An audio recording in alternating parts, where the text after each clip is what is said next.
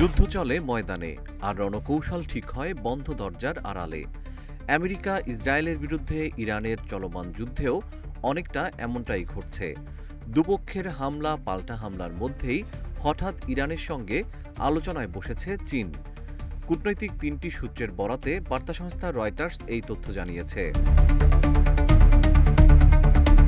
কূটনৈতিক সূত্র বলছে, চলমান উত্তেজনায় ইরান যুদ্ধ কৌশলের অংশ হিসেবে মধ্যপ্রাচ্যের অত্যন্ত গুরুত্বপূর্ণ জলপথ হরমুজ প্রণালী বন্ধ করে দেয়। এর ফলে বিশ্ববাজারে হু হু করে বাড়তে থাকে জ্বালানি তেল ও গ্যাসের দাম। হেলে পড়ে অনেক বড় বড় শহরের অর্থনীতি। এমন পরিস্থিতিতে হরমুজ প্রণালী দিয়ে তেল ও গ্যাসবাহী জাহাজের নিরাপদ চলাচল নিশ্চিত করতে ইরানের সঙ্গে আলোচনা করছে চীন। সূত্রগুলো জানায়, ইরানের সঙ্গে বন্ধুত্বপূর্ণ সম্পর্ক থাকা এবং মধ্যপ্রাচ্যের জ্বালানির উপর ব্যাপকভাবে নির্ভরশীল চীন হরমুজ প্রণালীতে জাহাজ চলাচল বন্ধ হয়ে যাওয়ায় অসন্তুষ্ট।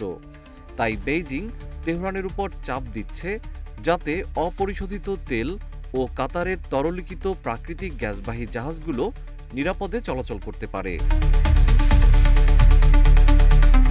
জাহাজ ট্র্যাকিং তথ্য অনুযায়ী আয়রন মেইডেন নামের একটি জাহাজ সংকেত পরিবর্তন করে চীনা মালিকানাধীন হিসেবে দেখানোর পর রাতের মধ্যে প্রণালীটি অতিক্রম করতে সক্ষম হয়। তবে বিশ্লেষকরা বলছেন, বৈশ্বিক বাজারে স্থিতিশীলতা আনতে আরও অনেক জাহাজের চলাচল প্রয়োজন। জিএম শিহাব, রূপালী বাংলাদেশ।